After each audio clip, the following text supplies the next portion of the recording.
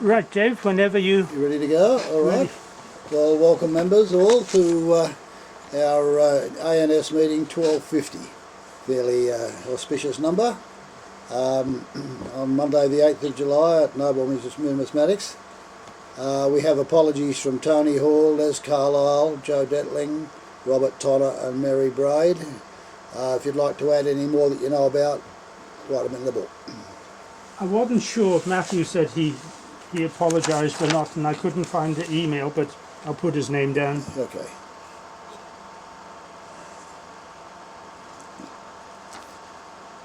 We'll put Colin's name down as well. Yeah, why not? Now, before we move on, we do have a bit of sad news. One of our members passed away last week, and or just this week actually, Monday I think it was, and Ron Bolton. Does everyone remember Ron? Yes. Okay. Well, I'd like you all to be, if you wouldn't mind, upstanding for a minute's silence to remember Ron, and he was a lovely man, and his wife, Rhonda, of course, is now a widow.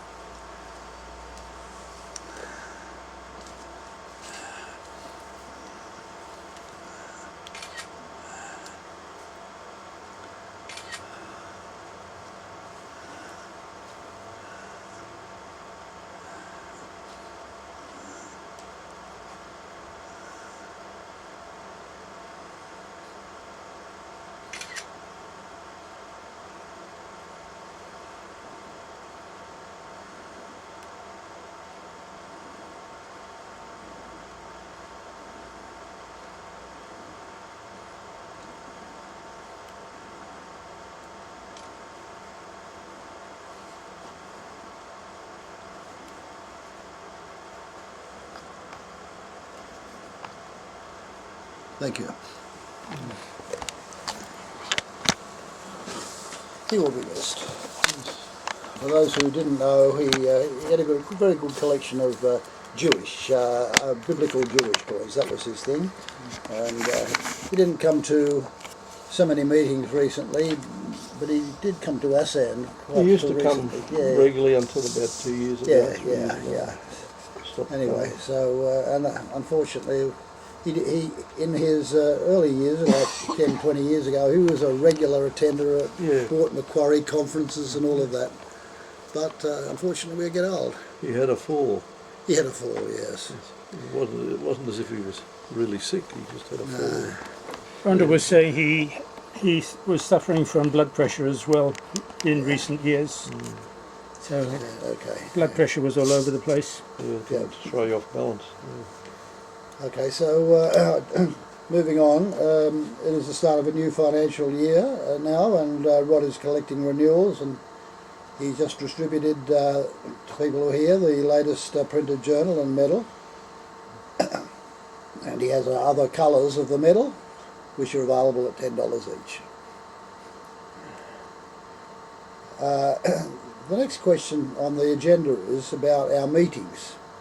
Unfortunately, as you know, I can't be on Sunday. I've got other things I'm committed to do on Sundays, and Rod is proposing that Monday might be suitable again. Well, there's two choices at Chatswood RSL: to have it earlier on the Sunday, because from about midday onwards, it's going to be busy. So we can get in. They open at 10 o'clock, so basically we could get in at 10 o'clock if we wanted, but that might be a bit early. I'm suggesting I'll book the room from 10:30, and we get there and we start the meeting at 11:15. Our meetings normally go for about an hour and a bit, which would take us up to 11:45 or 12 o'clock or so, and with a bit of luck that'll be before all the noise starts, before the restaurant crowd come in. But moving upstairs to the room that we were going to use, even that has changed, and with them closing one of the cafe areas that we had to walk through to get to the dining room, that's being altered somehow, so there's construction going to be going on there. So basically it's either Sunday morning or Monday night.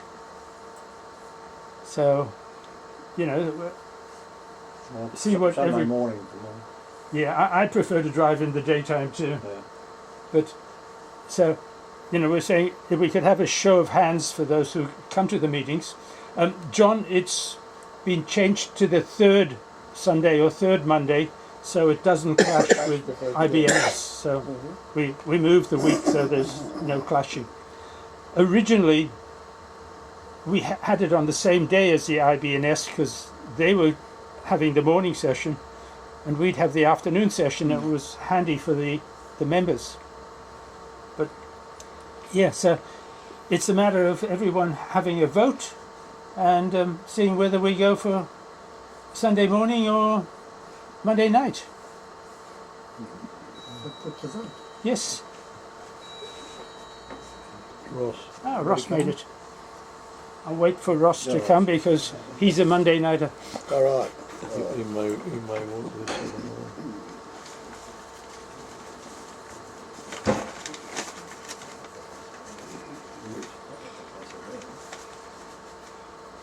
First time I've seen two rangers out there booking something. Really? Yeah. It's so hard to go right round. Excuse me. Nice to see you, Ross. Nice to see everybody. Be right back. See you next meeting. Oh, well, maybe we put the vote so that he can't vote for Monday night. Anyway, so those who would like Sunday. 1, 2, 3, 4, 5, 6, 7. We don't have to say Monday because Yeah, seven's out voted. 7 to 4. Fine. So I mean, there is something to be said for having it early. I mean, in the morning, and you know, there may well be some days I can come down on that point yeah, because basically, as long as I can get back in time for orchestra rehearsal. yeah, I mean, basically we would finish about midday. Yeah, If you wanted to stay for lunch, you know, you have a lunch there, and it's sounds very civilised. 45 minutes or so. So by 1 o'clock you're leaving. Yeah, that's all right. Yeah, the critical train up the Highlands is 4 o'clock from Central. Peter, Tony, and I actually went for dinner there on a Monday night just to suss it out to see how busy it was and what next. And at 6:30 there were a few people in the restaurant, but by 7:30 there weren't many people there at all. So you know, Monday night Ourselves. would be good, but you know, Sunday is easier. Yeah.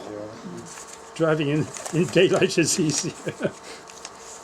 So, following on from that, then we're going to meet again on Sunday, the 18th of August, Yes, and the topic is coins of the 1950s. yes, So that's the changeover between George VI and Queen Elizabeth. yeah, Or was that Yeah. World? Bit after, yeah. actually. Well, No, not 1950s. Sorry, 1950s. It was, in 1950s. So definitely a changeover. It's worldwide, Yeah. it's not just Australia. Oh, it doesn't say. basically, doesn't say Australian. the 1950s Yeah, worldwide. is the just before all these commemoratives started coming out. Yeah, They yeah. started coming out in the 60s when all the mids figured out they could make money by putting millions and millions and millions of commemoratives in. And so any commemoratives you had in the 50s, they were true commemoratives. Yeah. There was a Jubilee one, wasn't there, in 51, and a Florin, and then Yeah. a royal Royal, visit or something. yeah. We had the 54, That's about the royal visit, Yeah. the Australian ones. Nowadays, any excuse for But banging out a coin. of 53, there limited was a lot of circulation. coronation medals and things. Yeah. All right. Okay, well, that brings us to the main topic of tonight, which is to call on Jim to regale us with some of the offerings of his coming auction in end of July or beginning of August, isn't it? Yeah, and I'll pass over to you to Thank you, talk David. about it. Well, members, you've come a bit early again. The catalogue is coming in probably on Thursday or Wednesday. You're welcome to come and get one anyway if you're in town. This time it's a 500-page catalogue, 3,342 lots, and it's a typical sale, all sections covered. Very strong in military medals, and there's one big section of medieval and European and world coins. The remainder of the Laurie Sherwin's collection, who was a member years ago, and we've been selling it. And there's a very good collection of ancient Greek coins. Now the sale starts on the Monday, the 29th of July, which is an e-sale only, so you don't have to go to a room anywhere, you just submit bids and you can follow it and keep bidding until you get the lot you're after. But they close every few seconds. If you just see the timer there, and not necessarily in order. If one's still bidding and bidding, one further down the sale will be sold already if there's not competing bidding. So it's a system that Mobility have devised, which is not perfect, but we have to run with it. And then the first day for actual room selling over at the library, I'm sort of being criticised for spending money going to the library, but I like it even if people don't turn up. It's away from our busy office and people coming and going, and it's the Dixon room as usual, and we start in the morning, and I've got the printed catalogue here. The first e-session is about 600 odd lots. Then the first actual session is at 9:30 on the Tuesday, is with miscellaneous material. So you've got a couple of sovereign cases, a fake 1887 £5 piece that jewellers made, and then an Athens tetradrachm in gold on the chain, which is rather spectacular. Yeah. The very nice ivory or mammoth tusk carved a Japanese samurai warrior on horseback. Fantastic piece of work. That's on display out the front if you want to look, just behind this wall here. And then we go through that, we get into a decimal proofs. There's a couple of patent swan dollars which are in the news at the moment, with the Australian Coin Review celebrating 60 years. Did you ever see one at 45,000? I think the first gold one I sold was under 2,000.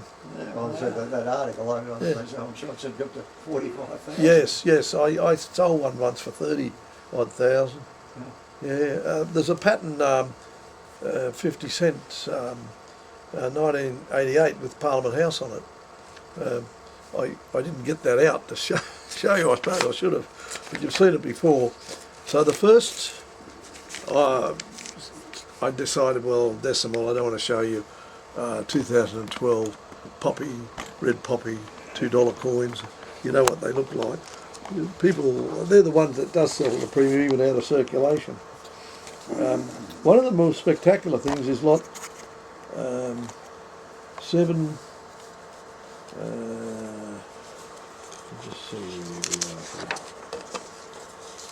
This lot here has got the lot number. I'll have it, there hasn't been lot numbered yet.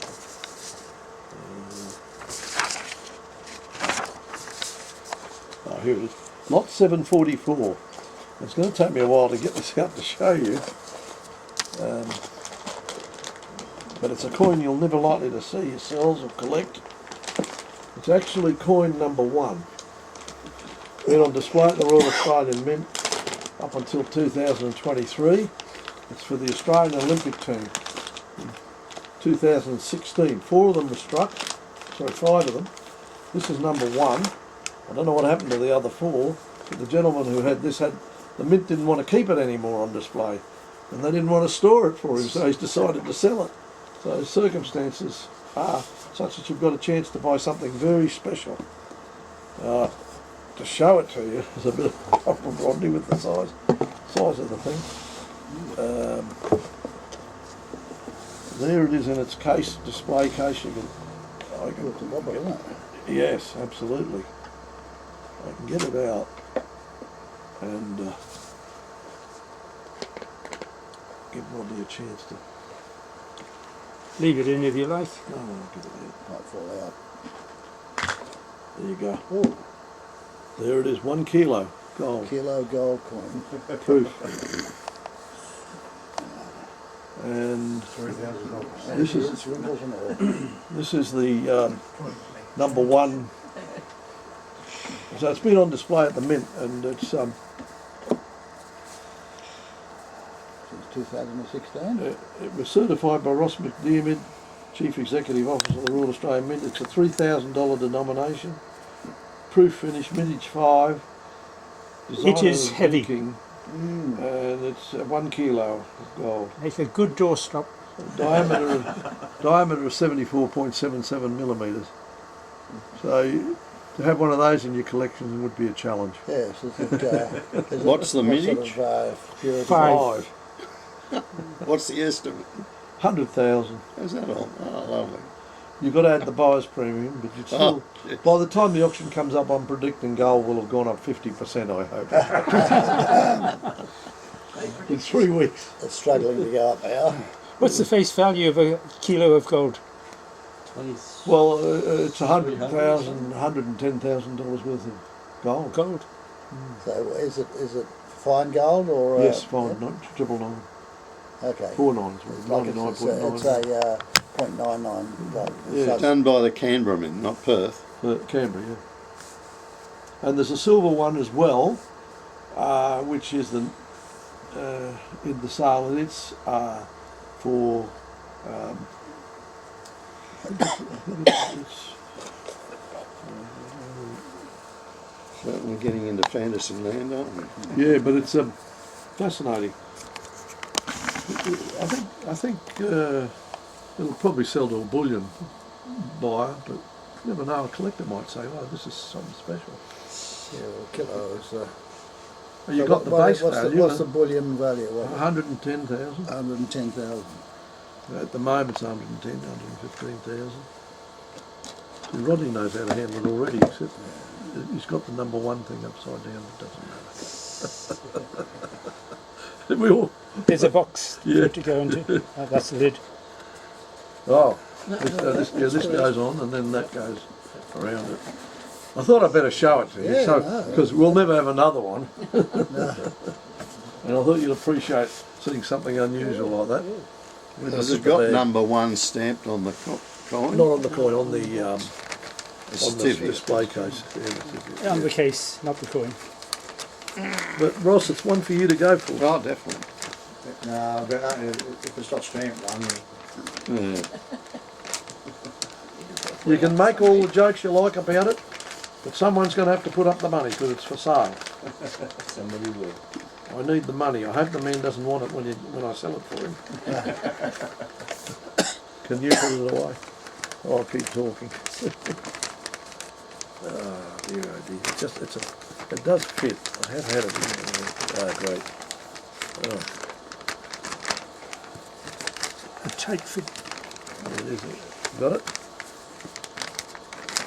Pass it over here. Let Ross do. fiddle with it. I can muck around with it. Okay, moving on then. So that's the decimal series. That's something to show you. After that session, we come to Perth Mint issues. Not so many this time, although there is a 2-ounce gold coin, pink gold coin in high relief with a pink diamond, the Kimberley Sunset, 2015. And that's coin number 243, estimated 7,500. It's not even illustrated. I don't know why we missed the illustration. Then we got second quality Sydney Mint sovereigns, followed by other Australian sovereigns and half sovereigns.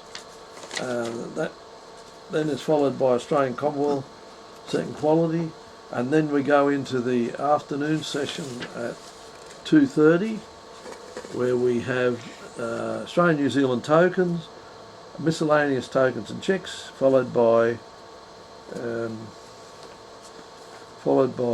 historical medals. Oh, sorry. First, before that is New Guinea and New Zealand, which includes a Waitangi crown, which you've all seen a Waitangi crown, because I didn't get it out to show you. I would have normally. It's on the highlights page of our auction homepage. Has anybody seen the auction online so I was far? just going to say, is it online? Yes. I had a quick look, That's it. only just individual coins, you know. Not really. There Now, wasn't a highlight thing I could highlight. this medal here is the Centennial Exhibition in Melbourne 1888. It's in gold and it was inscribed to R.W., the Mayor of Melbourne, Right W, I don't know what that means, William Kane, Esquire, JP, ex-commissioner. So the Mayor of Melbourne was awarded that medal. It's a one you've seen before, but the gold in it is makes the price for it 46.07 grams of 18 carat, so it's priced at $4,000.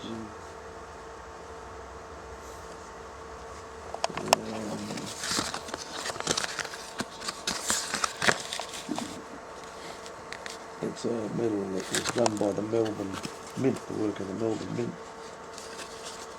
by Stokes and Martin.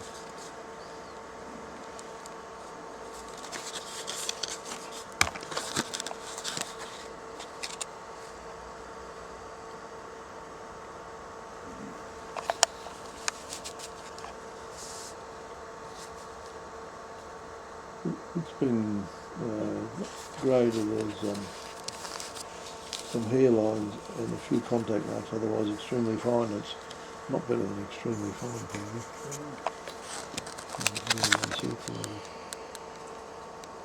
But they do get knocked about, these large gold pieces. People dropping them,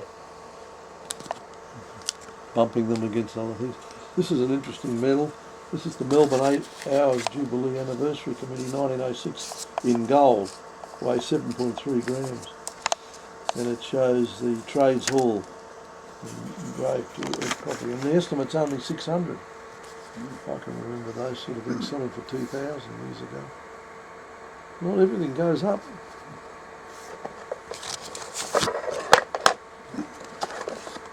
Another item I thought I'd show you is not actually illustrated in the catalogue when I looked it up. That one's quite picturesque, isn't it, with the full show.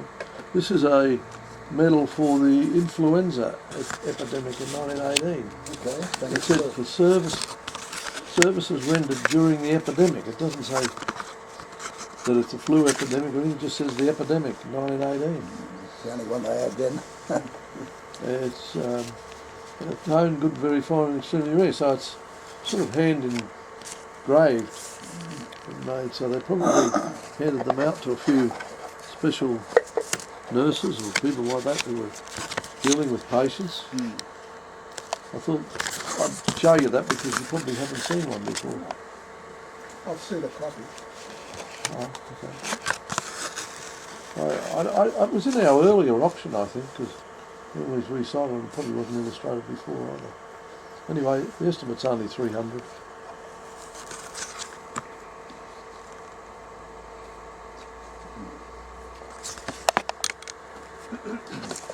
After the historical medals, we come to some World banknotes to end off that fourth session, and then the fifth session is devoted to Mark Friel's collection of banknotes of Southeast Asia and other places, and I've got those here. Do you want to look at notes?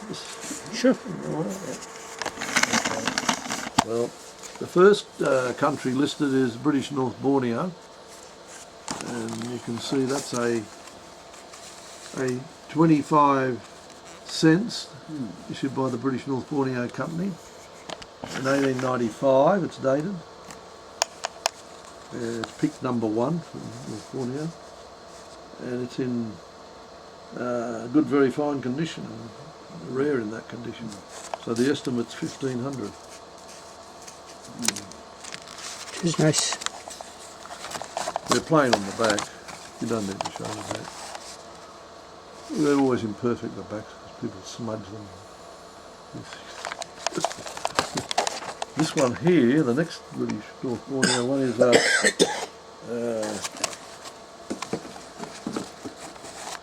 lot number 1174.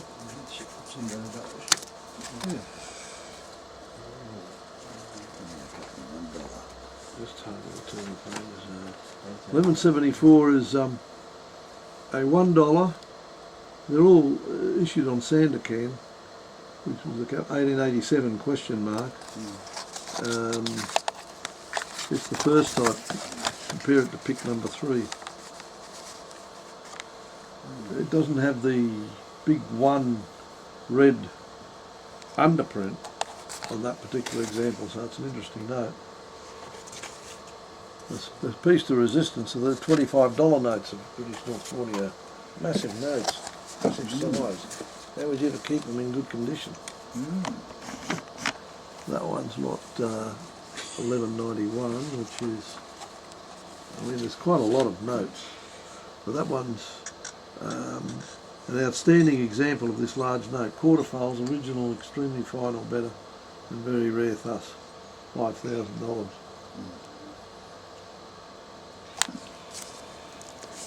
$1191.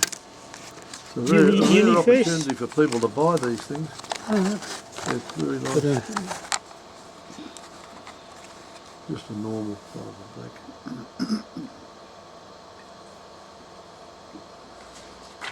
They modified the size in 1940 when they had a series of notes they issued, and this is the $25 in 1940 during the emergency issue of currency during the war.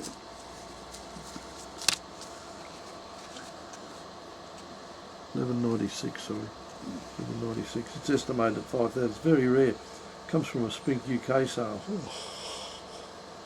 Sorry to keep you up, David. No, it's all right. No, it's what you want. It's got a bit of a tickle in the throat. I apologise. No, it was the yawn that got us. I thought I was getting boring. No, at all. They're very interesting notes, actually. I didn't have any British North Borneo in my collection. North Borneo, when I was a kid, I loved the stamps of North Borneo, right? Yeah. All the animals on them. Fantastic, they were. Then you go to another little place up next to North Borneo, Sarawak. They're all part of Malaysia. The Sarawak note here, it was $11.99. The Brook Kingdom. And this is the Sultanate Sarawak Government Treasury, 1858-1859 issue, 10 cents. So it's very extremely rare. It's only in, you know, been perforated along the quarterfiles, but it is clear enough. Yeah. It's estimated 1,500. I've never seen one for sale here. Yeah. This is the Brook family.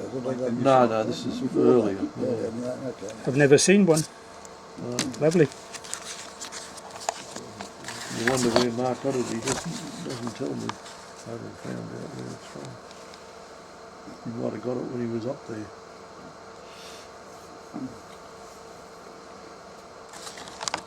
Remember the little badger on the Sarawak token? Here's one Yep. on the note, little emergency note they did in lot 12.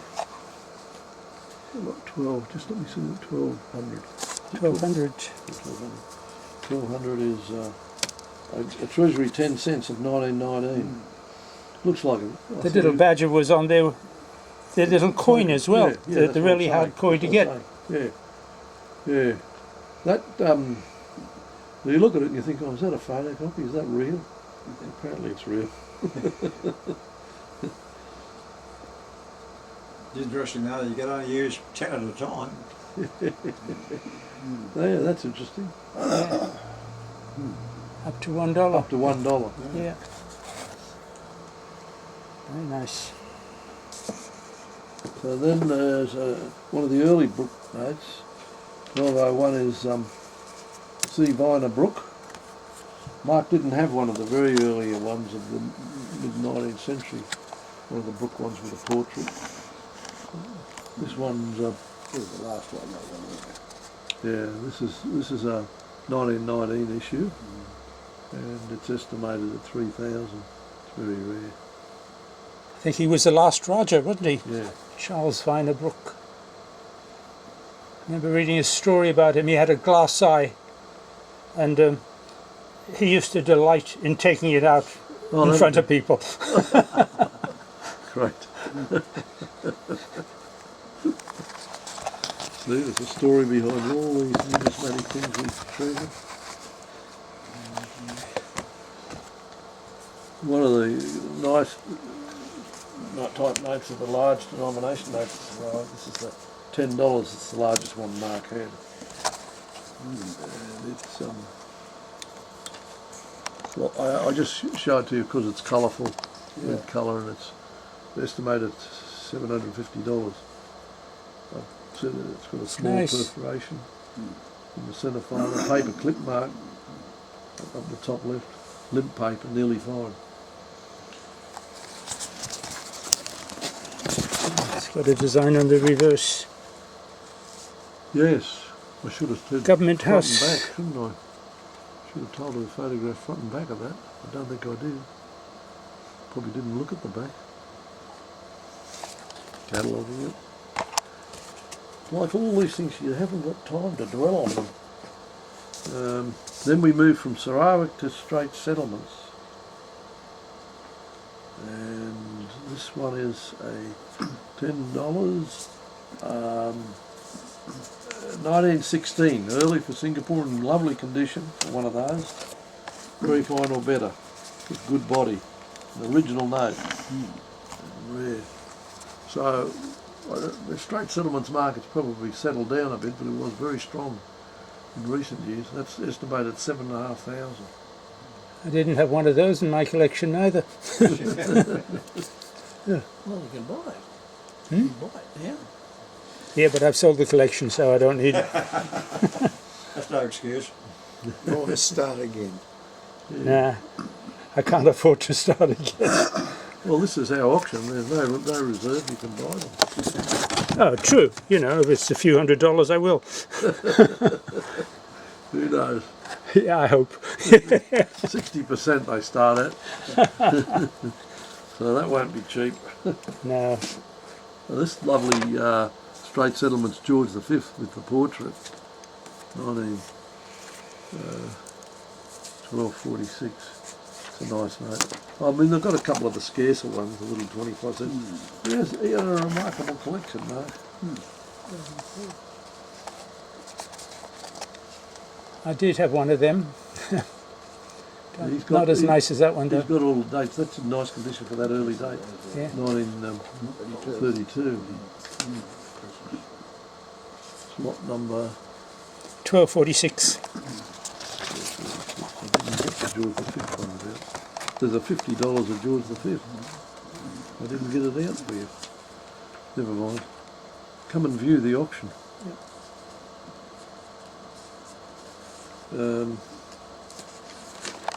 I did all this in the last weekend before I had to shut down cataloguing. I was working feverishly to get these done. That's a nice note.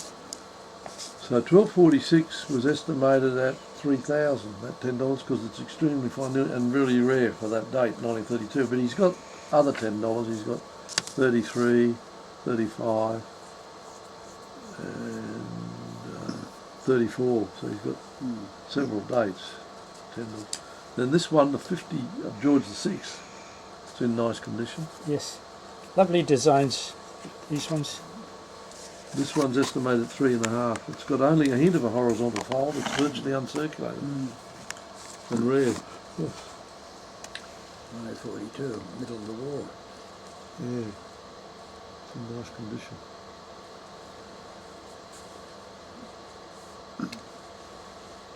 January 1942. Yeah. Wouldn't have circulated very much No. before the Japanese took it over. They get folded What up date too, was being this so fall of large. Singapore? Remember? It's in 42. Was it 42? Sometime 42, wasn't it? Yeah, early 42. Yeah. Yeah, it was. Pearl Harbor was 40, late 41, so Yeah. the Japanese were definitely in the war by then. This is the $100 of the same of Malaya. These are issued by the Board of Commissioners of Currency, Malaya. The Japanese actually attacked Hong Kong and Malaya before Pearl Harbor. They were, because of the time difference, they were about an hour earlier that they were crossing the borders. You tend to forget that Hong Kong was entirely occupied by the Japanese for most of the war. The war. And that one's estimated at 4,000.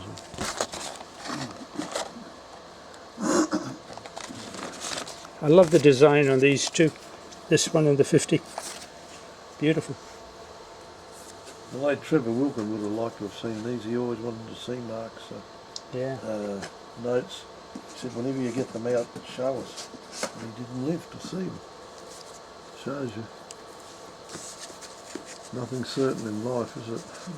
So I've put a collection of Mauritius into the sale because Randolph S. Griffith's brother, who lives in Mauritius, is very keen on Mauritius. So I said, your coin collection is in the sale, so I'll entice your brother to bid on the Mauritius notes. He used to deal with Barnaby at Spinks. So there's a good lot of Mauritius. That's a really nice one. Never been to Mauritius, I'm afraid. I'd like to have gone. 10 rupees. Beautiful. Yeah. I don't think it's very expensive, that. We've got rubber coupons and all sorts of things in the sale. Lots of Malaysian notes. And they're in big lots. Like one lot here's got 71 notes for $1,000. And now the Mauritius starts with one particular note's unusual. It's the British Administration Colonial Bank of Mauritius, Bourbon and Dependencies, 1810 issue. 5 crowns it's called. 5 crowns. 1810. Yeah, $1,000 estimate. But that one you're looking at there was lot number. $12.99. That The British were issuing notes for Mauritius in 1810. Were well, there were private bank issues, Oh, okay. and you know the French were involved. French were still there, weren't they? Yeah. 1810. Yeah, yeah. It was only. That's why it says Bourbon, I'm sure. There's 3 different languages on the back as well. So it's for Yes. the different native peoples. So that note, she did photograph the back of it. So it's estimated 1,500 roughly. Well, that's one you can afford. Oh dear. Well, we moved on after Mauritius. This is all in the one session at 4:30. It's going to be a long session. Yeah. Probably cutting out our dinner. It's got Cocos Keeling, little sheepskin ones and all that sort of thing. 1312, before we get to Cocos Keeling, I've got a Cook Islands. New Zealand Administration, 1894 issue. Extremely rare. How about that? How many have you got one of those? I don't. Never seen it. It's estimated at 2,000.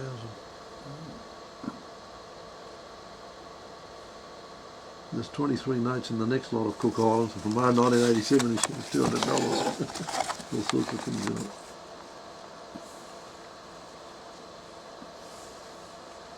It's a little photograph he's had put in with it. Goes with it. Vivi does all that. We don't like to lose anything, pedigrees and that. There's a picture of that. That one there the wrong way. Okay. Now, this is Gilbert and Ellice Islands. So I've got 2 Gilbert and Ellice Islands notes, and they're fantastic. You look at them, you think, where did they come from? During the war.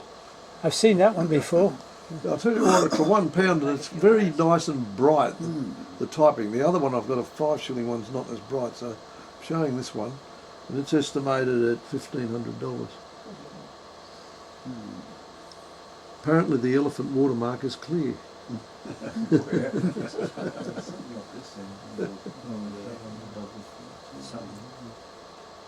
So that's really rare. And the Gilbert and Ellice Islands was also part of the Fanning Island note. I haven't shown it, but we've got a Fanning Island note which is number 1000. But that actually is the first note numbered. It started at 1,000. And it comes from the man who was the plantation manager. Gilbert and Garrett. Ellice. So today's what? Tuvalu and Kiribati. Yeah. Mark had paid a fee of $400 to have it professionally restored by the State Library. So that's interesting. So I didn't show any Keeling notes because I know you've all seen those.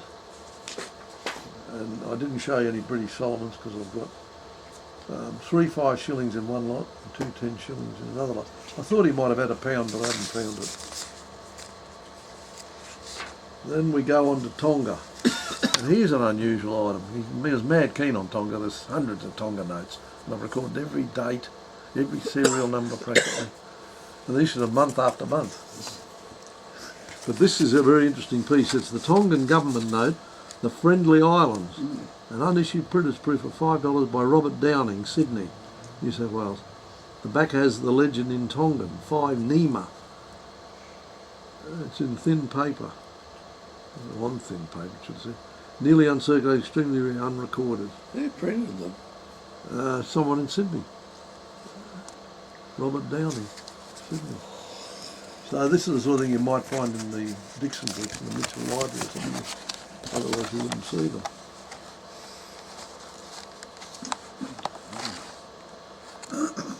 See the Tongan language. I didn't show them to you, but he also got 2 Tonga Trading Company notes from Burns Felt, from their archive in the collection. Now we get the final country in this selection. Well, I've just been doing the Fiji the last 2 days, and there's heaps of Fiji. Is Samoa, and here's a historical note. It's a New Zealand note from World War One, Bank of New Zealand, overprinted for the government of Samoa during World War One, and it's Apia, so I called the sale Apia. I'll catch something unusual, they'll wonder why. Well, that note comes from W.D. Ferguson, who was a big collector in New Zealand in the 1940s, and it went to a bloke called V.B. Shorten, and then it went to me. And when I got it, bloody Mark twisted my arm and got it out of me for $70.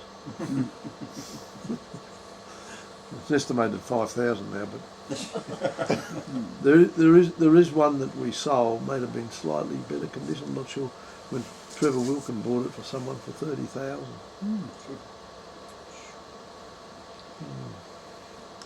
Scotty will need that. You'll have to start saving. Only 3 weeks to go. Well, it's on New Zealand, so Scott de Jong will need it. The Samoans had a very nice large five pounds, is it? Dollars, $5. Is it? $5, yeah. $5. £5. No, £5. Pounds, yeah. That's It is pounds. Yeah. And it's overprinted at the Bank of Western Samoa. I put this slightly out of order in the catalogue. Yeah. It's a 1961 issue. It's in beautiful condition. It's rare. It's lot number 1384. No wonder he loved his notes. He used to come here and perv on them and get them out of the bank, take them back again and all that. Carry on, we used to... I remember him sitting there to show me occasionally. He was very excited. Well, That's what a banknote should look like, isn't it? beautiful, isn't it? Yeah. All of these notes are wonderful. That one's estimated 5,000. It's full raised ink original, uncirculated, very rare thus. So don't spoil it. Forgot to show the back. Yeah, just writing with the overstamp again. It was a provisional issue. There is a £5, there's some proofs, but there is a £5 later on, which is dated 1959, before that one, and it's estimated only 1,500. Okay, let's get into Mark Friel's banknotes, so if we can put that away. Anyone want to look at that part of the catalogue, they can. Look at it later. Yeah. The next part is getting back to the Australian stuff now. I thought I'd show you some proclamation coins, because you all like to collect them but can't afford them. There's a Brazil 12,800 Reis or Joanna, named after John V. Portugal, Joanna's Governor King decreed all these coins to circulate at a premium to keep them in the colony. Doesn't look very good in that light.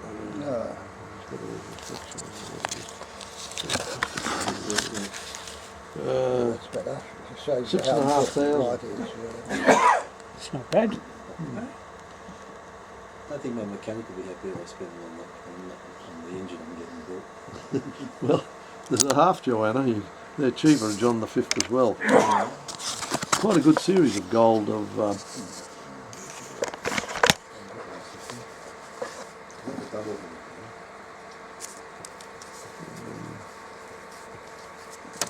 next one is one of Maria when she was widowed. That one's John the 5th again. And that one's estimated at 2,000. So it's gettable.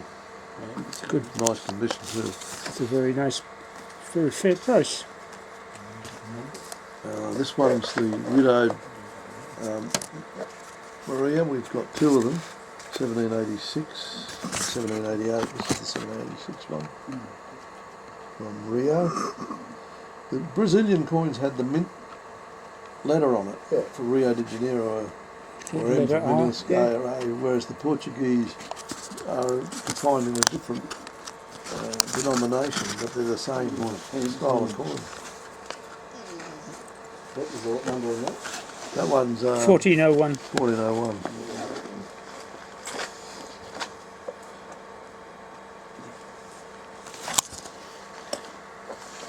You can watch all this on YouTube and all the numbers are recorded. Rodney does a great job bringing numismatics to life, eh?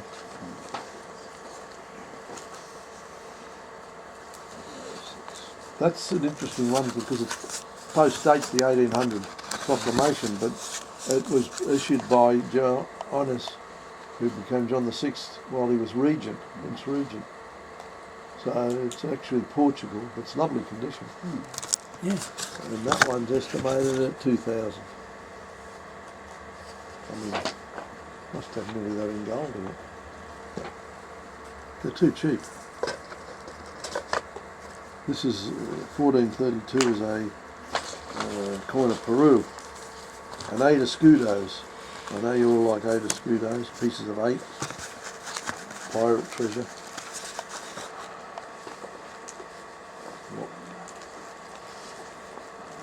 Lot number 1430. Estimate 2,500.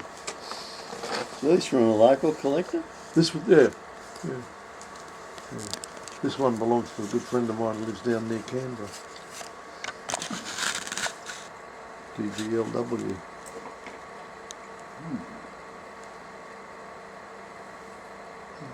He's not Nice. well at the moment either. Another one who's suffering from age. This dump is the first of the colonial dumps. I'm not showing you the other one because it's in a slab. And I'm not showing you the Holy Dollar because we've seen enough Holy Dollars. This dump here has never been on the market before. It's a silver one, A1. The chap said he got it from an old family, and he's an old-time collector. He's had a few. It's in not bad condition. What number is that one? Yeah, I said to him, I'll put 5,000. He said, okay. So he wasn't unhappy with that.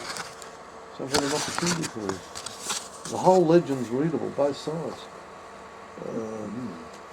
The one before it, which is nicer, Dark Tumber got a gouge mark, is 35,000. This one's 5,000 and it says it's toned even brown, some surface hairlines, otherwise fine. From an old family, first time this coin has been offered publicly.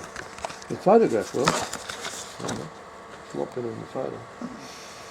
What was the lot number on it? 1440.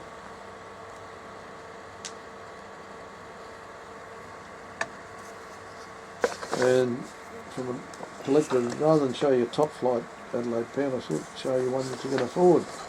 This one's $5,000, type 2 Adelaide pound. It says that it's got planchet adjustment mark at the rim of the top left corner, rim cuts and damage at 7 on the obverse, rim and scuff filing over the crown. So I don't know why, but someone's decided to brazenly brush part of the crown. Yeah. But overall, eye appeal wise, it's quite Yeah, still all an right. acceptable example of this historic coin. $5,000. What about it?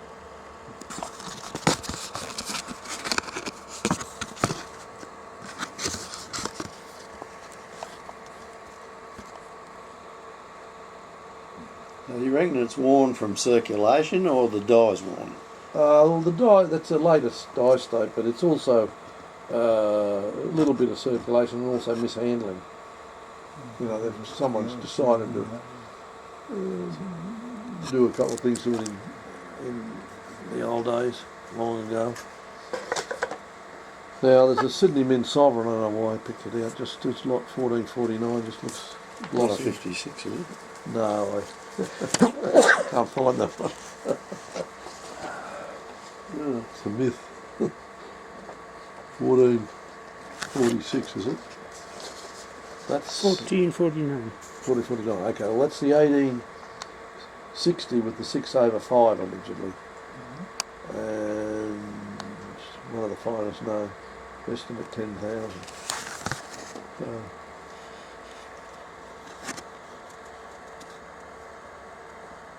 these coins survive only because they went to India. You wouldn't see them otherwise if they circulated here. There are no hoards of Sydney Mint coins kicking around in Australian families. But the Indians hoarded them with fresh payment for goods, and they just hoarded them. They liked them. They knew the early ones were alloyed with silver. Interesting. I thought I'd show you a 1930 penny. The man who founded Jaggard's Coins, Bob Jaggard, turned 88 recently. Colin and Sandy were invited to a little celebration for his birthday, but they didn't go. I said you should, but they didn't. He's got dementia, Bob Jaggard. He's still alive though. And he did well because he charged 38,000 for that, and we've only got 18,000 of it. People were paying good prices, investors. They never come in here and say, I want to invest in a good coin. What's your recommendation? So, it used to happen. When I first started business, I circulated to doctors in the Doctor's Journal. I got a few investors, handful. But that was in 1976. The coins have got up a lot since then. Okay, then we've got a collection of Austro-Hungarian coins. This is the start of the world coins. So that night session with the proclamation was Tuesday night at 7:30. The next morning we start off with world coins, and we have A to Z. We start with Afghanistan. Murray Sherman had quite a few Afghanistan coins, and then going in alphabetical order, we come to a double taler of the Holy Roman Empire, lot number 1576, is it? Yep. Yeah, it's nice, got the dual portrait, and I wish he mounted it the other way round, but anyway. Photographs well in the catalogue. Multiple talers of fascinating coins. They had lots of silver in Europe at that time. They didn't date this coin.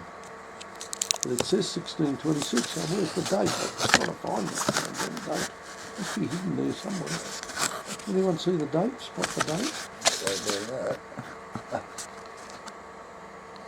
What's upside down?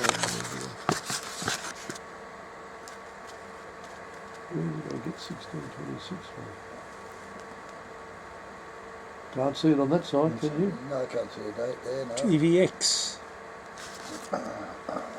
Show me the other side and see if we can see a date.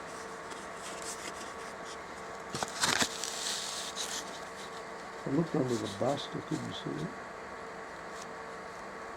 No. So, Yeah, not easy. You better solve that problem, David. Bit of homework for you. The next one's 1614. Is a little silver denier of Bohemia. A little run of Bohemian coins from Murray Sherman's collection. He starts at lot, they're estimated about 100 or so each. They start at lot 1613, sorry, 1611, and go through to 1622. So there's 12 different rulers. Interesting little coins. They're well catalogued in a book, Frinas, which is helpful. You can catalogue them from the computer.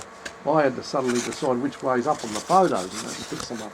No one else stays back to work. I'm working around them. I got it right by using Frinas, what they look like, because you can't see them on the photocopy easily.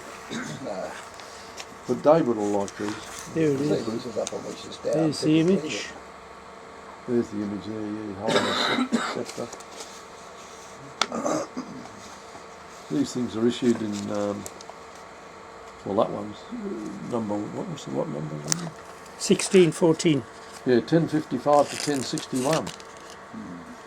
So it's sort of really the conquer time, isn't it? So this was the same time as Anglo-Saxon England. Yeah.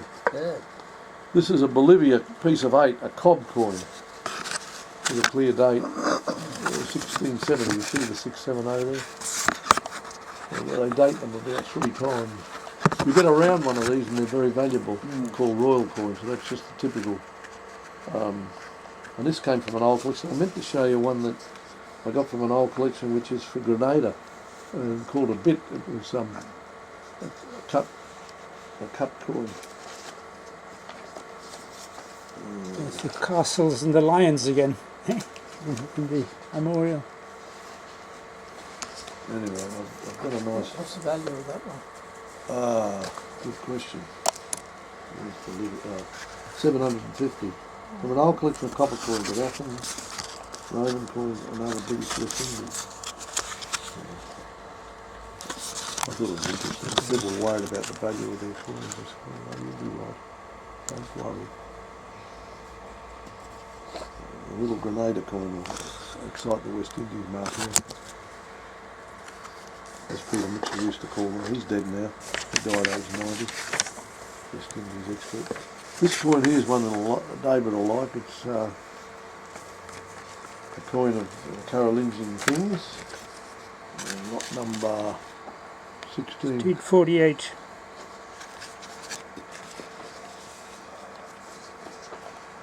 It's Lothair the first as emperor. Pavia mint. It's got Pavia on the reverse, Papia. Right, they call it. It's from the Sherwin collection. Previously it was in a Sphinx sale in 1982 and it was from the J.D.A. Thompson collection. Baldwin's 21st of October 1957 with ticket. So it's estimated 2,000. Great coin. Yes, coin. Italian mint and Lothar is their emperor. And it's from J.D.A. Thompson's collection. He was a famous numismatist in England. And author. Papi II. It's got the old tickets with it. We mount those up with them. I forgot to show you this slab coin when I was going through the gold. I had to get it in because I've got a guy who's a fanatic. He wants a choice 1855 Sydney Mint half sovereign. I said, well, this is as good as you can get them. Except someone decided to put a hole in it. Oh. But you can fill that. Well, you can. A bit of gold, fill it. But you've got to engrave the letters. It will always show. Yeah. But it's in a slab. So it's actually graded. It says AU details hold. So it's about uncirculated according to them, but it's a bit rubbed, I reckon. But it's sharp. Very sharp. Anyway, the estimate on that's 65,000.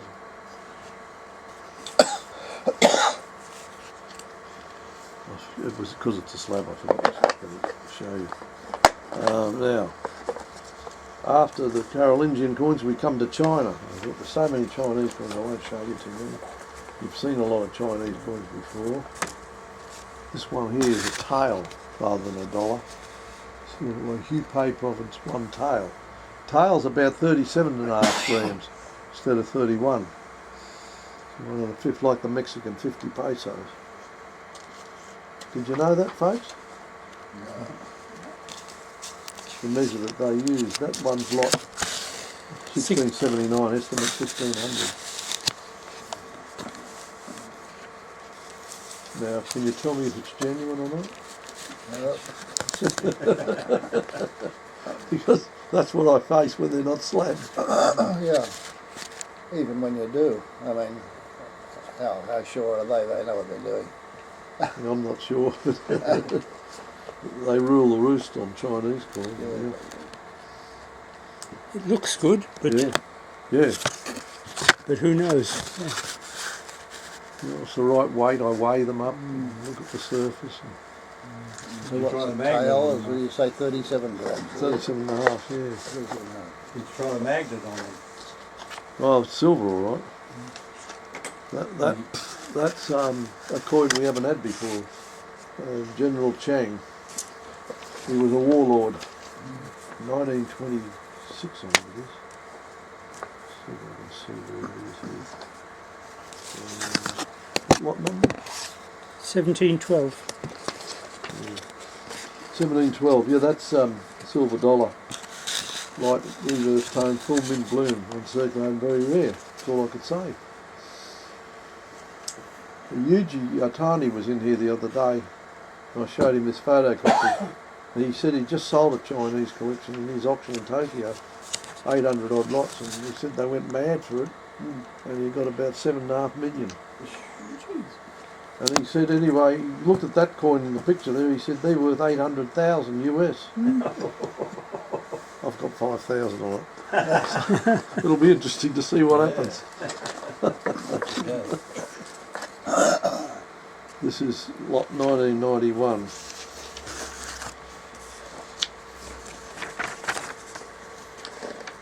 We're going through, we didn't want to bore you with India this time. 1991. See, Laurie had quite a few Spanish coins. Some nice early ones, and we've got a lot of 17 for $400. Look at all these early coins. People will be wanting to buy these, surely. 18 coins for 300.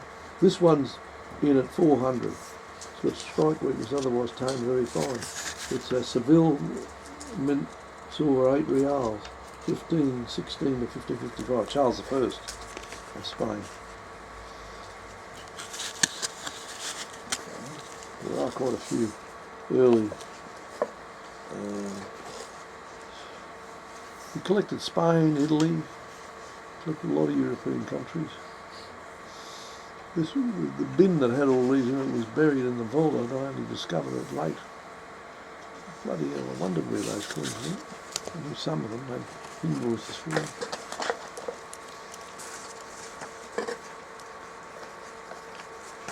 (1994). That's the Spanish War of Independence, Ferdinand VII, silver 5 pesetas.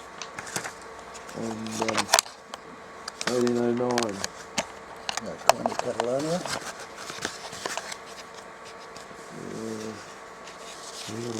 Yes, it doesn't say it in the catalogue. Let's see. There's another one. Not more than 95, the next one. Girona, 5 pesetas. This one's estimated at 500, it comes from CNG. They're interesting little emergency coins, wartime issues. A lot of people like collecting wartime emergency issues. Funny seeing the various shields and so on the coins, but if you take a walk through most Spanish cities, all the manhole covers have got the same designs on. Quite big ones, obviously.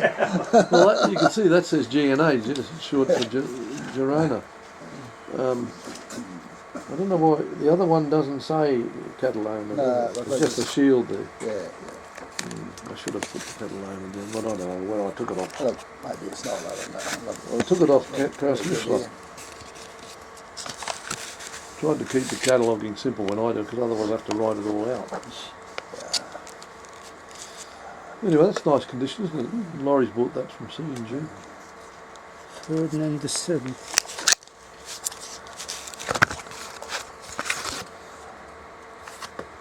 And we've got a English coins that after the world, which includes Islamic and world gold coins, the usual run of world gold coins, including some US, and then there's world historical medals, and that concludes that session. So the next session is the 11th at 7:30 on the Wednesday night.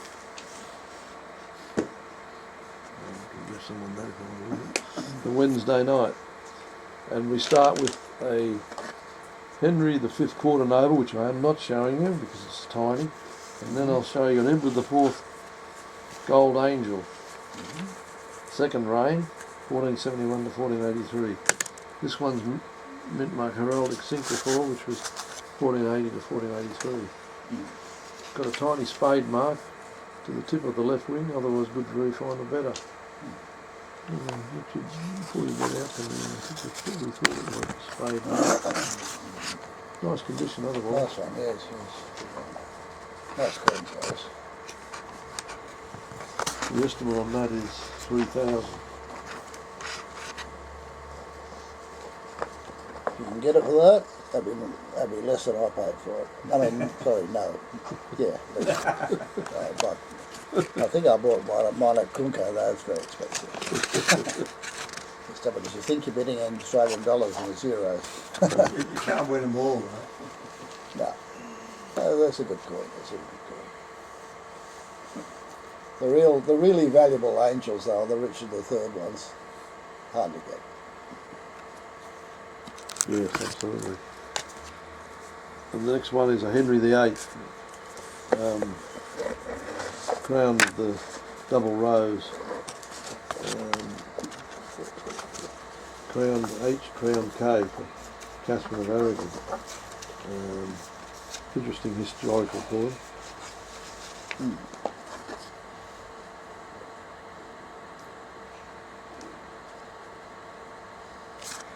Now that was bought from D&W sale. I'm not sure what year, but lady inherited from her. She's a doctor and lives in Queensland. She inherited from her father, who bought them in recent times. Probably out of interest. The next one's on the front cover of the catalogue. It's a Mary Fine Sovereign. It's 30 shillings. 1553. It's actually dated and in Roman numerals. Up there, just the left of her head there in the legend, it goes MDL111. Yep. So that coin's dated in the old money, Roman numerals, not Arabic numerals.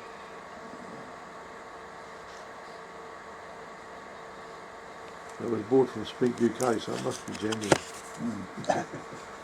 There was a time when a man called Dennington was making these bloody fine sovereigns, and they were baffling some of the numismatists years ago. A lot of that knowledge dies out with the people who know it and die. They don't pass it on. I wanted Patrick Finn to show me it. He just made it sound like they were all so obvious. Here's a Queen Anne guinea. A nice coin. Also bought from Smith UK. 1714. So that was her last year of reign. George I came to the throne, and he also issued a guinea which we sold a couple of sales back, a nice Prince Elector guinea. Prince Elector, yeah. This guinea's in nice condition. Yeah, It's estimated 5,000. Yeah, it's better than mine. Well, you've got to upgrade. Give me your duplicate to sell this. Some collectors do upgrade, some don't worry. Laurie Sherwin was happy to get the coin. Sometimes he got good grade, sometimes he didn't. But the rarer ones are the ones with before the Union. yes, They're hard to get to. there's a William IV sovereign, 1835. And it's in nice condition, good, extremely fine. It's from C&G, estimate 2,500. Going into it, because Sovereign's got about $900 worth of gold in them almost. You've got to pay your GST and everything. You know.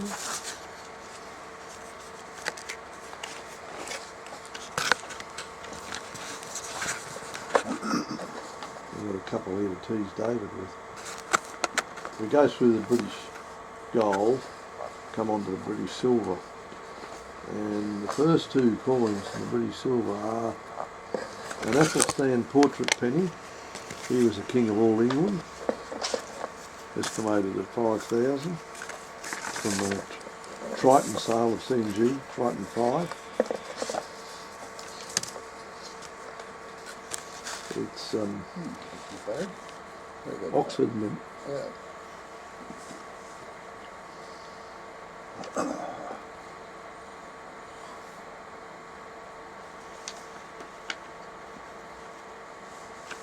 Tone, good, very fine, nearly extreme fine, the rare moneyer. The moneyer being Siggram. No, yeah.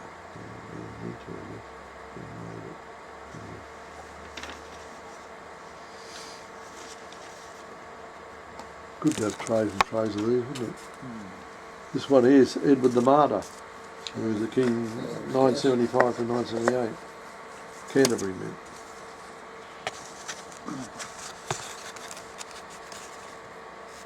Nice portrait coin.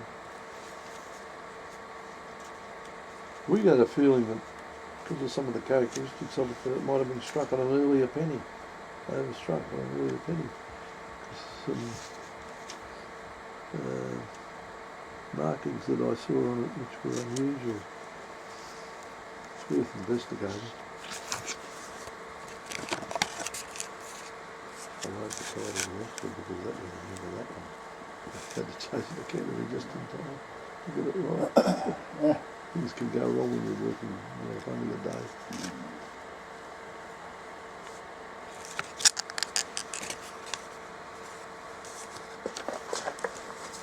And we go on to the much later period of Queen Victoria, and a man who bought a plain edge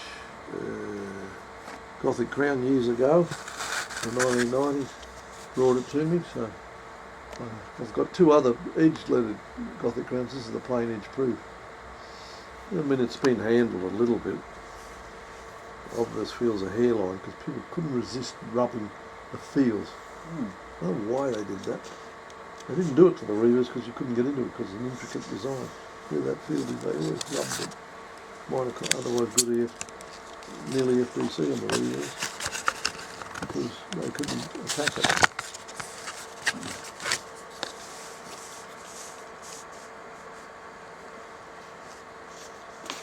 See the date in Roman numerals between 6 o'clock and 3 o'clock. MD CCC XLV11 1847. So every self-respecting collector has a Gothic crown in his collection, or has had one. Is that right? This is the pattern Godless florin when they decided to leave Gracia out, and it was called the Godless florin. So this was the pattern done in 1848 before the 1849 currency issue came out. This is a nice one. It's out of a collection we had in sale 74 where we had some beautiful Queen Victoria silver. This is nicely toned. Now more recently in the Barine sale we sold a beautiful specimen of one of these. They're estimated at something like 7,500 and went for 57,000. Wow.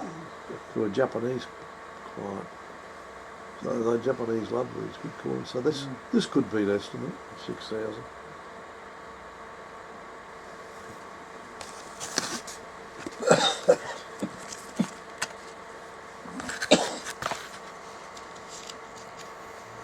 Yeah.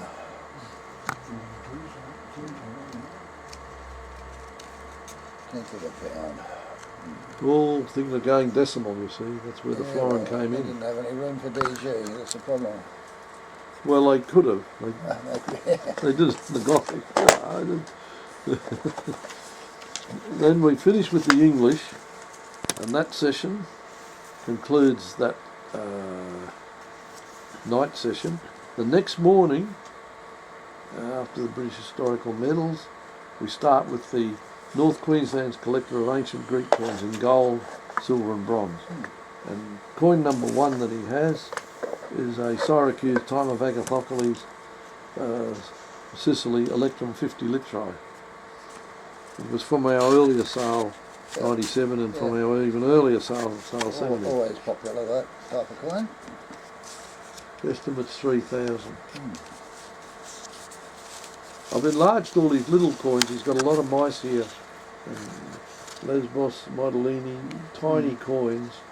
We've enlarged them so you can see the designs easily. So I haven't bothered to give them to see here.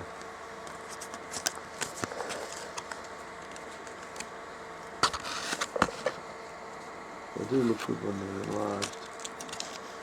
Some types from the 400 BC period, 460 BC. I've just got to be careful what time I'm running. Okay, so the next one is from that same collection is the Philip II gold stater, and he called it a prototype because this same gentleman collected ancient British gold coins.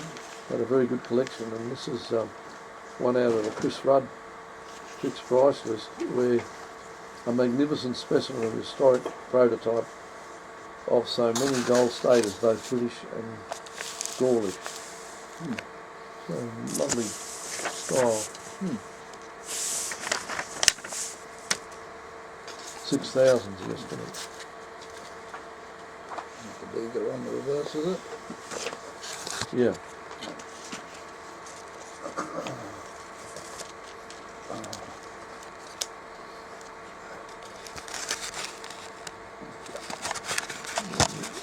Two-horse chariot.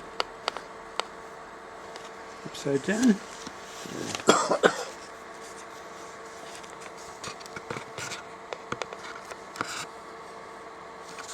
Upside down. The coin is moving around as well. There you go, sometimes they're hard to worry out. Yep, very nice.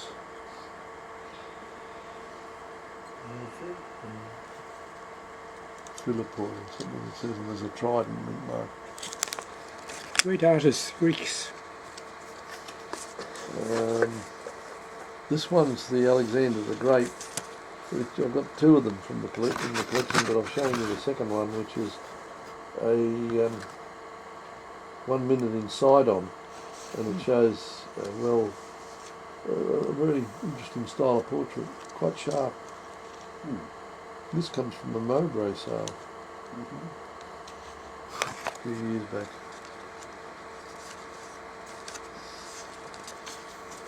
The thing about Alexander the Great status is they're not where there's a big coinage of them, and in the old days when ballrooms couldn't pay wages and they were very short in the Depression, they had to melt them, Alexander the Great status. That's so many. Can you believe that? Are we going to go back to those times when things are so tough?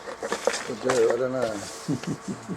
I read somewhere that people are struggling in their coin auctions to sell gold bullion coins now. Everybody wants to sell them, but nobody wants to buy them. They want to sell them because they think the price of gold's too high.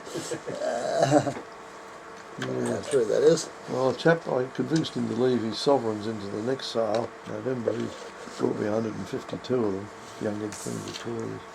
So I said gold price will be up by November. He inherited them then. They were quite happy. I said, well, we can buy them. You know, I can sell them for you. Give you the money now. But I think the price will be better. Anyway, starting on his Italian or his Greek silver, he's got a lovely coin here of Hemera, which is a archaic style with a rooster on it. Beautiful condition. It came originally from Antiquarius, who sold it to Brian Bolton. We auctioned. It's a lovely coin. Yes, Fantastic condition. Not much to see at Himera, I'm afraid. I've been to the site. Oh, okay. But most of the good stuff is actually in the Archaeological Museum in Palermo. They've got some really good stuff from Himera. There was a very nice tetradrachm coming up after that. Dram, silver dram, with the word. Isn't it amazingly sharp? I said to Colin, do you think it's real? So good. It's 500 BC, that coin. Yeah, yeah. It was destroyed fairly early by the Carthaginians, never recovered. This is the, see David's got a lot of the history. He's been No, I've reading. been there. That's Oh, yeah. This one's 409 to 407 BC tetradrachm signed by the artist MAI and Syracuse, is it? no, Himera. Himera. It's again from Brian Bolton collection. It's on It's from the JMGX Classical Numismatic Group. What's the estimate of that? 8,000. Mint condition. I think Ross will be wanting to buy that one. Yeah, it's magnificent, isn't it? Yeah, that's Selenos, is it? The coin? Selenos, yeah. Been there too. Unfortunately, walking around the ruins, I never found any coins at all. Not meant to. I was For the locals. no. What I tell you what, I was going through, went to Selenos, and I was looking for some wild celery. Do you think I can find that? No chance. That was Himera, that coin. That one, yeah. Yeah. This is one from Messana, Yeah. which always has the hair running. Lovely. Or rabbit hair. They call it a hair. Bounding to the right. I think it's all about that length of years, isn't it? Yeah. That's $6,000. Yeah, very nice. It's from the Kunka. It's from an engineer's collection, Louis Numismatic in 1995. Yeah. Lovely coin. He's got a good eye taste, this bloke. He makes picking good coins. We wanted to split it into two sales. I said, no, put it in one. He said, oh, I agree with you. It makes more impact. I said, besides, I might have a better collection in November. But that's on hold now. It's always been on Yep. hold. Nice. One that I helped Bit of structural transact line. years ago in one deal.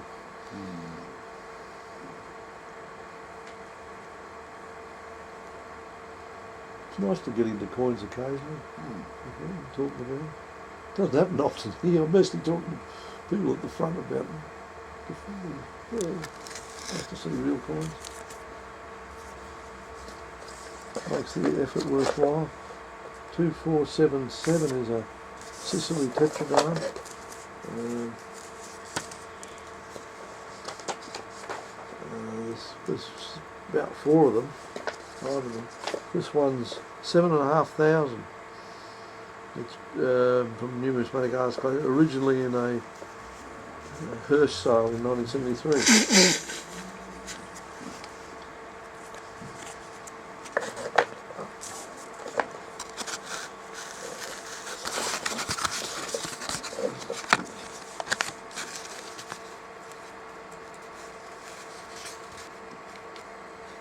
I think it's been overstruck.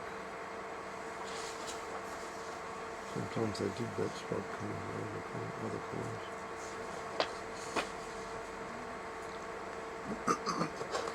Someone's cut their finger on this one. In the old days of Fred Dobbin, he used to cut his hand and the blood would be on the card.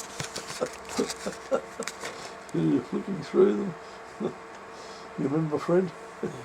Our former president? Wise old fellow, wasn't he? A Lord Mayor of Orange, yeah. and a headmaster. You boys around when Fred was president? You don't remember him? Fred Dobbin? Yeah, Fred Dobbin. Yeah. He was For a long head, time. head of Canobolus. What are you saying? Some of these are his. No. Why did he come up? Why did Fred come up?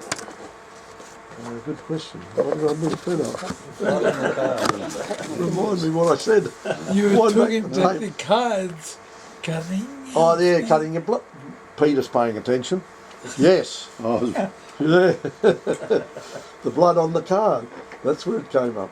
Well done. See, I've got short-term memory failure already. I said it a minute ago. What was that one? This one here is a Siculopunic tetradrachm, and it's Oh yes. from the Hannibal collection, which we sold. Carthaginian Corsair 112. Was that the one that was owned by the doctor? What's his Yeah, name? Yeah, yeah. yeah, I remember. He's around. He'll probably start buying them again. Yeah, yeah. No, it's interesting. Yeah, these are really bad. Rare coins these days. Yeah. Yeah, amazing stuff. This one coming up now is one that I like. It's included on the front cover of the catalogue. And it's a Siculopunic mid of the camp silver tetradrachm. It's from a hamburger sale in 1933. Coins and medals, money in Nadal in 1970. It's out of Noble Numismatic, previously in the Tom May collection, sale 99. Tom had a good eye. It's a nice coin. You could never buy it cheaply. It's only 8,000 now. Yeah. You'll have to have about 150,000 budget, David, for this sale. I mean, if you're going to be serious. Yeah. Carthaginian coins are beautiful, aren't they? Yeah, well, it's a Sicilian coin that's minted in by Carthaginians.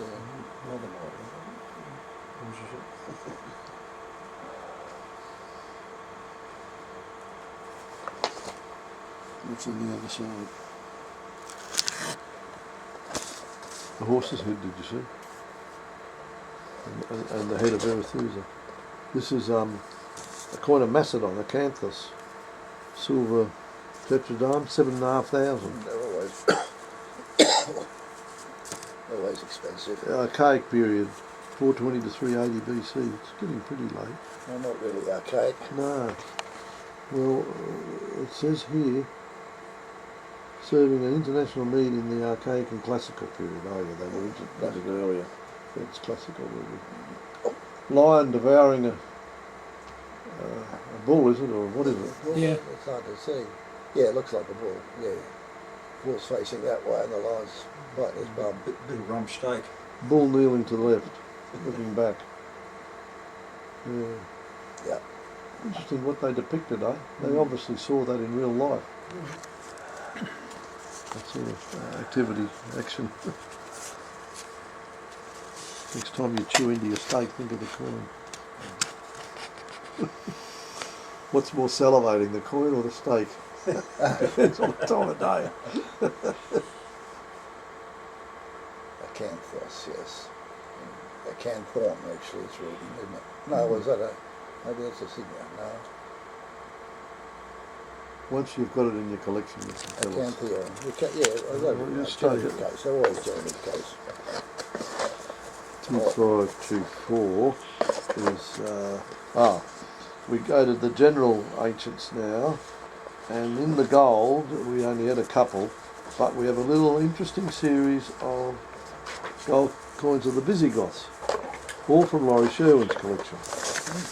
And 2524 is one of Sisbut, 612 to 621 from Emerita or Merida mint, 1.48 grams, and Nice little cartoon fella. traces of dye rust, extremely fine and rare, $1,200. You ever get to go to Spain, Merida, and Merida is a great place to go. Recommend it. I've been to Spain, but I don't remember that place. Merida, it's full of Roman ruins, basically, Roman city. Okay. What period's that one? 600 612 to 621 AD was the rulers period. I remember Merida had a Visigothic museum full of, sculpture and coins too. So, Who were the Visigoths? the Visigoths were a Germanic tribe which invaded Iberia between after the Romans, and they were themselves displaced by the Muslims. Okay. So they're like a Byzantine style. Yeah, although Like Romans. they're unique. I mean, you can They identify a are. Visigoth coin just by, Looking at it. they're all got funny cartoon Yeah. little faces and things. Yeah. Fascinating, isn't it? Well, there's quite a range of kings and quite a range of mints. Well, he's They've all got- over Spain and Portugal. Portuguese ones are really sought after. He's got 7. Were they The rarest before the one. Vandals or Huh? after? After the Vandals. The Vandals went through and went to Carthage, whereas he stayed. The rarest one's in the name of Egica with Tizia, We did so. Narbona mint. Narbonne. Yeah, that's basically French Yeah. one. So that's 2,000. Yeah. 2,525. I'm showing 2 of them. Well, this is a nice one. This one's of They're always found nice, pretty much. Scintilla. Yeah. Scintilla. Swinthilla and Swissy, but they're the two most common. Yeah. Well, I got one old collector. He wants me to buy one of these for him. Okay. And he wanted to bid 15. I said, don't bid the estimate. When you want one, you have to bid much higher. Bid 2.5. Otherwise, you're going to be disappointed. Yeah.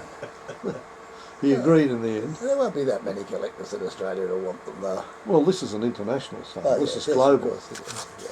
You don't worry about the Aussie bidders. No, You it's know, I true. broke worrying about them. I mean, I'm an Aussie and I've got some. So, Yes, I know. You're an exception. because they naturally follow the Spanish, sequence of history. Yeah, well, I mean, I knew Laurie had these. As I say, I lost this bin for quite a while. Yeah, that's a nice one, isn't it? He must have spent Well, all that's his time Swin- writing Swinthilla- them up. Everything's Swinthilla Rex. methodically done. Can you flip it to see where it's made? Yeah, it's made in Tuki, or Martos mint. Tucci. He puts in brackets Martos mint. Cynthia, yeah. The ruler is Scintilla, Yeah. but the mint, I don't know, he's got it from the book. No, well, He quotes different references. Marcos Smith, no, Tucci, no. Don't know it, do you? No, don't. You You need might to need buy it. that one. He does. I mean, they're minted all over Spain. But, yeah, it was the defeat of the Visigoths by the Arabs that set up Spain for Islamic conquest for 1,000 years. Right. This coin I'm showing you belongs to a collector. He bought it at a Downey sale years ago. But it actually came from the Nelson Bunker Hunt collection at Sotheby's in 1990. It's really quite a nice coin. And it was only $800 or something US then in those days. It's nicely toned, nice style, and it comes with a little box with a label of the Bunker Hunt collection. And this is Lysimachus, is it? That's, Yeah. that's the start of his silver collection, Bunker Hunt. Or was that the liquidation of them? Yeah. Yeah, I mean, he had a fabulous collection. Obviously, plenty of money. Yeah. Just a nice coin. The rarest ancient coin we got in the sale is the next one I'm going to show you. That's. I remember going to Reed's Rare Bookshop and being tempted to buy one of those, but the price they had on it was £12. Condition like that in 1959 with my father. Yeah. That's the sort of That thing was a fortune then. David A Rowley Gothic crown was. Couldn't yeah, get a loan from Dad? all that stuff. He was a school teacher. No, it was just fun to see it. One of the McCarthy showed me. Where was Reed's Rare Bookshop? In Brisbane, Adelaide School. In Brisbane. Yeah. I was up there, This is a coin of Boeotia, Haliartos, 400 to 375 BC, a silver stater. And it's got the trident on the shield, the Boeotian shield, and it's got the legend, Ariatos. And it's from a C&G sale, previously in the BCD collection, Yeah. which is Basil Demetriadi, and then it was in Albert Frey's collection. He wrote a numismatic dictionary. It was in a Munzen medallion sale in 1951. Only 3 examples are noted in coin archives, including this coin. A recent sale of a similar example in Nomos, with an unusual die break over Poseidon head, realised 17,000 Swiss francs. So that's the sales pitch in the cataloguer. It shall remain nameless. The Swiss franc's worth more than the euro now. Yeah, Yeah. yeah. No, this is a coin that could get international attention. This one. The owner's certainly hoping so. Got a lot of bills to pay. Not greatly eye appeal, but No. I suppose. Well, it's interesting. Yeah. Yeah. It's a sort of Basil's had such a huge collection. He only collected that mainland part. It's part of it. He had a very fabulous collection. So that's all the coins. I didn't show you any war medals because they haven't been done up with lot numbers yet. I But go we put the have- kettle on. Oh, okay. Oh, yeah, I've gone too long. Yep. We can all go Then home you- now. Yeah. Well, look. Okay, wait till I come back. I'll wait to So I'll come take back. a photo. Okay, you put the kettle on there. Oh, that's a good selection of stuff there. When you didn't advertise it much, I thought maybe it was just a collection of odds and sods, but it isn't. It's a good collection. Oh, yeah, no, it's a very good collection for world collectors, Yeah. Europeans, Americans, you know. That poor old Asians. guy, I kept on thinking that poor old guy up in North Queensland, he must have been a bit lonely with collecting that stuff, and who did he share it He's with? been a customer since the 70s. Yeah. He collected Australian coins, Australian banknotes. How far north in North Queensland? Cairns or what? Townsville? Not quite that far. I can't say too much. Yeah. But he's been a good collector for years, and he's giving up his Not ancient that sewing. coal mining town. He could be specialising now in some more Polish coins. That's what he's interested in. A lot of collectors are like that. They'll go as far as they can with the subject, and then get rid of it and get into another one. They can afford to do that over a long period of time. It's always good to look at your coins and make good notes about them. Laurie Sherwin certainly did that. Every coin that he owns is documented where he got it from. If he bought it from Dave Tully for Yeah, $9, you've got to keep a record, that's for sure. in 1969 or something, everything's documented. Makes a big difference.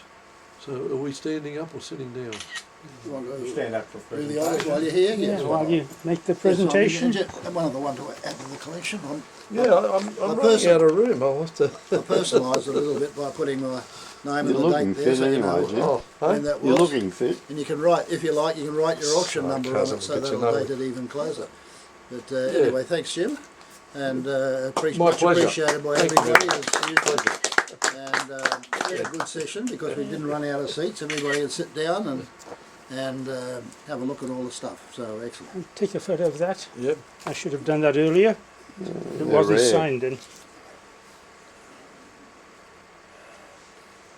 This is an archive that'll last forever, what Sure. Laurie's created. Colin says you just got to go to YouTube. It's great. He watches it for 2 hours or something. One thing while Well, YouTube Well, will last forever. I thought that does anybody could easily here intend to adopt go that to Ron attitude Baldwin's to- funeral tomorrow? Not I coming made to the me. effort. You make a huge effort You know to where come it is. here. It's up in the mountains, Laura. And when you hadn't apologised, I said he'll be here. He's always a bit late. No, we've all got things to do on Sunday morning. Sleep in for starters.